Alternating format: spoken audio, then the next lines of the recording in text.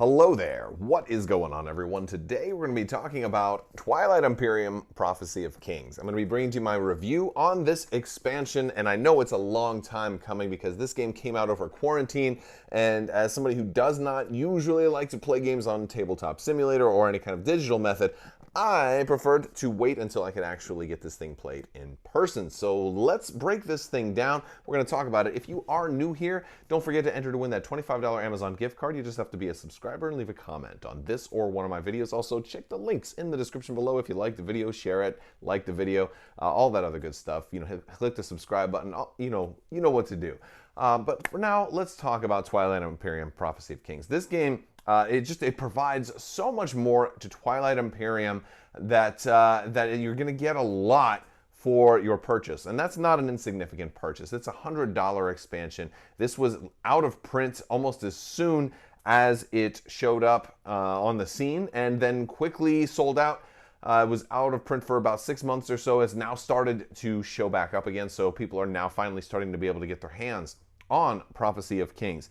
It adds new races, it adds 2 more players, it adds lots of new planets, and it adds exploration, adds tons of new mechanics, leaders, a lot of different aspects to take a game that I think is already very full and complete and pretty complicated. I would say Twilight Imperium 4th edition is one of the heaviest games, probably the heaviest game that I own in my collection. And so this basically turns it up a notch. Let's talk about the tiles and the player space. So you can now actually set an even keel board up just about any way you want, because for any player count, you don't have to worry about there being a leftover kind of play space. So that's one big nice aspect that this game has, is that you can kind of set up the 6 or 8 player board with even less than 6 or 8 players. And I think that's definitely a good idea to do. You can fit more planets in there. When I played, we set up the standard 6-player board. We had a 6-player game, and that did leave a lot of additional tiles in the box. So it did lead to some asymmetric design, but the game also has enough built-in functionality to sort of fix that. So the tiles can definitely lead to a larger board, but I think that is, while it can be difficult to reach across the table in some table setup, depending on your play group, I think it's definitely worth it if you have the opportunity to do that. There is now also an entire new type of planet that can show up through exploration. And so there's a whole new wormhole system. There's a whole gamma wormhole that now can factor in with the alpha and beta wormholes, which is just a really nice thing, especially if you do a smaller map setup and you don't have maybe access to all of the wormholes because some tiles got left in the box. There's always going to be a way to access wormholes now through exploration. Exploration is a new system in this game that I think adds an awful lot, as well as an awful lot of new methods and different ways to play and different ways to try to win the game. Exploration allows you to, get a card the first time you get to a new place, you get to a new planet or an open space area.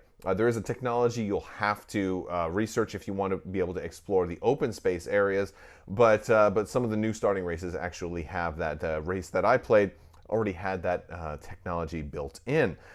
So exploration is a nice way to get extra cards. There's some of the new races that specifically focus on exploration, and that is their main mechanic. So that is a pretty nice thing. But one of the interesting things about exploration is the relic fragments. These new relic fragments are ways for you to be able to get 3 of them, turn those in for a relic. And the relics are these very, very powerful, one-time use type of almost like god level powers. They're not quite that strong, but they're very, very, very strong.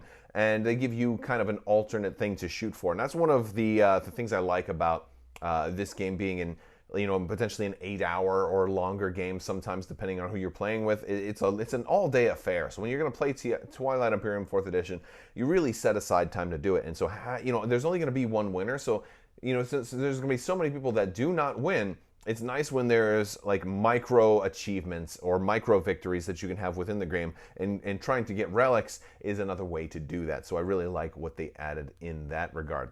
There are new legendary planets. that they have added as well that have additional planet powers, and those are really fun to control. They, in addition to being a normal planet, they also have some extra type of card that you can do that will give you some kind of extra bonus or benefit. There's even a Mirage planet that can appear in open space. That's a legendary planet through exploration, and so it's a very cool thing because you'll always have that possibility to be able to get the Mirage planet or the other wormhole world. There's all kinds of very cool new thematic and fun mechanics that are added through this new legendary planet system. There are mechs. This is one of the biggest things of the expansion, the mechs. These big, new, powerful miniatures. Every faction is going to get 4 mechs, but they get to put them down, and they're stronger, and they have, everybody has them. Even the old factions have the mechs, but they are, but they all have a different ability, and that's one of the things that's kind of cool about mechs is they all function differently. There's certain things that they all have in common, and that they're definitely an upgraded version of infantry. They're much like a stronger and a heavy, like a big tankish kind of unit for the ground warfare. But every faction has something special about their mechs. Some factions, their mechs can actually function, like they can kind of transform and fire and do space combat. Some mechs, have, the ability to deny people actions. Some mechs have all kinds of, weird, funky shenanigans. And that's one of the things that further makes all of the factions different. All of the old factions got new stuff as well in this game, and that's one of the things that's really nice too. And mechs is in one of those ways that everybody gets them, because in addition to the 2 new player colors, you're getting pink and orange, so to add up to 8 players in this set, you're also getting all the new mechs for all the other player colors. So you're going to have a lot of mechs in this box. So what else are we going to get in here? Leaders. Leaders is another thing that is pretty interesting here. Everybody's going to have 3 of those. You're going to start with your top one ready to go, and that one can be actually shared through the alliance system. So everybody's going to get an extra promissory note that can form an alliance with somebody else to kind of share these leader benefits. Then your other ones that you're going to have, they're all going to unlock throughout the course of the game, depending on certain criteria, but they start the game locked. These are another way that makes every faction totally different, and again, all the old factions also have these same new mechanics built into them, and it gives all the old factions something new and a different way to play them as well. And so this is also kind of like that kind of god ability, though. That your final one, your champion, is going to have that 1 time per game super strong ability, and it really feels fun to be able to do that. So even if you're not going to win, yeah, but I can do this really, really cool new mechanic, and so I really like that. This game as a whole, this expansion as a whole, adds a lot to this game. There are so many, and there's more cards that go in. There's new objectives. There's new laws. There's new just about everything. New action cards. New tier 1 secret objectives. Tier 2 objectives. Everything that you have in this game, there's more of it, and so it adds a lot more to the stuff that already exists. You do, however, it's recommended that you take everything and play it all together, because so much of the new cards, they will actually talk about other types of factions. So if you wouldn't want to like just do exploration, because you might find an exploration card that references one of the other new additions to the game, and so you want to make sure you're using everything with this expansion. So this is kind of where it goes into my final thoughts, and it's mostly good. But let me start off with the bad. First off, minor gripe. I think the colors that they chose for the new player colors are all right for my eyes, but I do have some people that, there's colorblind gamers out there, and being colorblind is definitely an issue. And with these particular colors, they're a little bit close to some of the existing colors. Orange was a little bit close to yellow, and their pink was a little close to red. And so I feel like there may have been some better options they could have gone with, like maybe white might have stood out pretty good on the board. I thought that is an option they could have gone with, but that's a minor gripe. And I repainted mine anyway, and so it's like it doesn't matter. I could certainly just turn around and make one of the colors white if I wanted to, but then that wouldn't match up to all the other player aids and stuff that kind of go along with those colors. So you still kind of have to keep them the same color. And then the other thing that was a negative one, and this one is actually a negative, is that it's a little overwhelming with all of the new information. Now, part of that is definitely contingent on the fact that Twilight Imperium 4th edition is already an overwhelming game as is. Obviously not for people who've played Twilight Imperium a lot. There's just a lot going on. There's a lot to pay attention to. And by the time, you get your flagship out there, and you got to remember you're playing a new race you haven't played before. You got to remember all of their bonuses. You've got trade agreements from other players. You've got, 2 relic fragments. You're trying to get that 3rd one. You've also got some legendary planets. You've got your secret mission. You've got action cards. You've got a bunch of action cards. You've got to remember that when this happens and that happens. Don't forget that public quest you're going after. And did you get to Mechs Rex? Do you also have to your technologies? Did I research enough technology? I've got some technologies that are now, I get to exhaust this when I'm building because I'm going to, there's just so much. And this is adding more to that because then you have to remember what your mechs are going to do. You have to remember what your leaders are going to do. All the exploration cards, at least those kind of happen when they happen and then go away. But then, of course, there's the relic fragments. I sat around for 4 turns forgetting to turn in 3 relic fragments and get a relic because I just was getting overwhelmed trying to pay attention to all of my own stuff. And at the same time, having to at least partially pay attention to what everybody else had because I've got somebody over here who's got one of the new races and he's taking away my strategy tokens and I'm losing tokens every turn. And then this guy's creating like black holes all throughout the board. And so like there's other things going, you don't even have to only pay attention to yourself. You have to pay attention to everything else. So, and I think that's going to kind of lean a little bit into, my recommendations, but there's a lot of good here too. First off, the new races are very, very cool. I like that there's different ways to win. They're not all war races. There is some war mechanics in some of the new races, but there's a lot of other things. Exploration. One race is all about exploration. One race is all about diplomacy. It was a race that I played. They wanted to be neighbors with everybody else, and it was a really cool mechanic. I liked everything about them. So I thought that was really cool. I think the mechs are awesome. I love getting new minis in a game that has minis. It wasn't an overwhelming amount. I actually especially like that the mechs are able to fit into the broken token organizer that I have, which is really, really cool. So I didn't have to worry about like throwing out all of my old stuff. I just have to get, I feel like this expansion's like physical components fit really, really well with the old broken token organizer, so all they have to do is add a couple more trays to fit some of the new stuff. To players, 7 and 8 new player color in their stuff, and then little trays for the new races, and we should be good to go. So I really like that.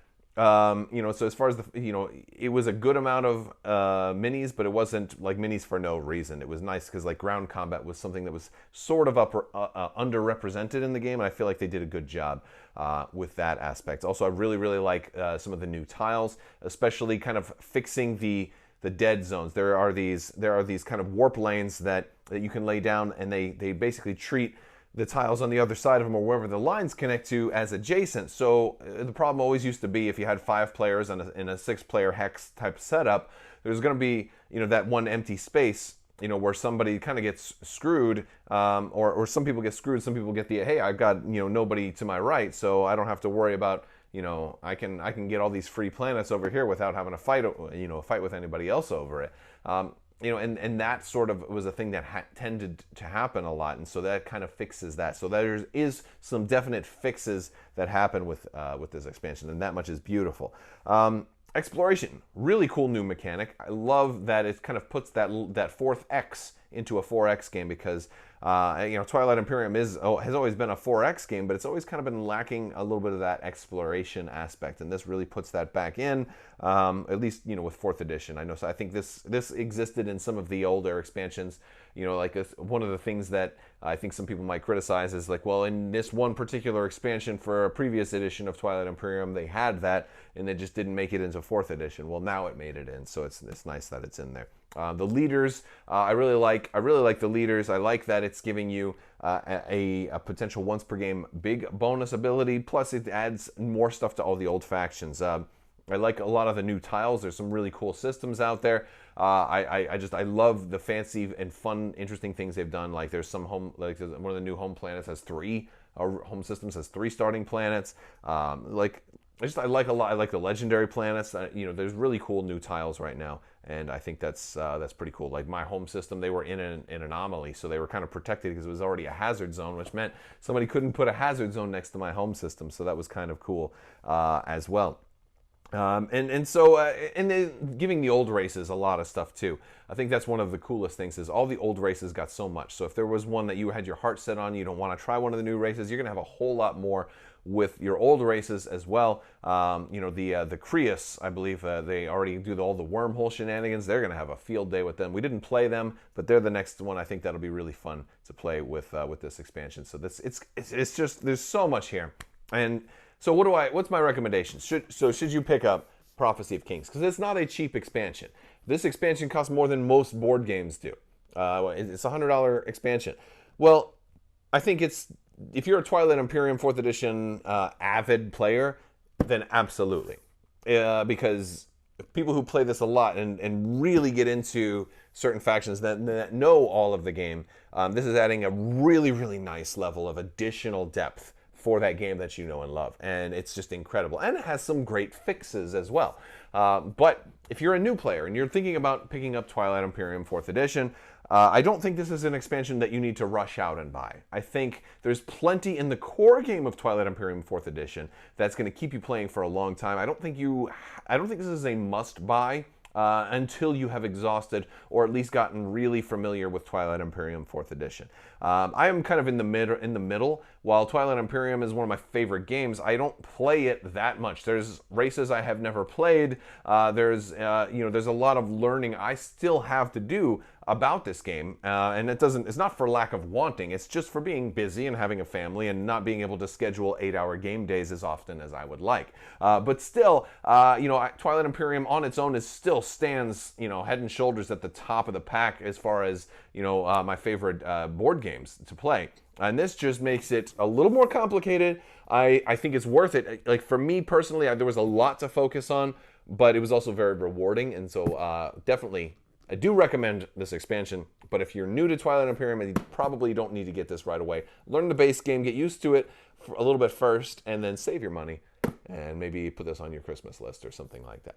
All right, that's my thoughts on Twilight Imperium, Prophecy of Kings. Check it out. It should be available now, so hopefully you can get this. If you want to see more, if you want to see my Broken Token Organizer or any of my painted stuff, I'll put some links over here. Check the links in the description below if you want to follow me on social media, TikTok, Twitter, Facebook, Instagram, all that stuff. I'm on there. Check out my website, crabbok.com. Also, our Discord, great family-friendly Discord. We have communities for a lot of the miniatures games that I cover, X-Wing, Armada, Legion. If you want to learn more about that, great place to go. Check the links in the description below. Big thanks to my patrons. Patrons, you are amazing and make this whole channel possible, so thank you for your continued support. If you want to learn more, check the links in the description below. If you're on mobile, it's going to be over here. If you're on desktop, it's going to be over here. That little see more button. A lot of information down there. I want to thank you guys so much for watching, and as always, have a great day.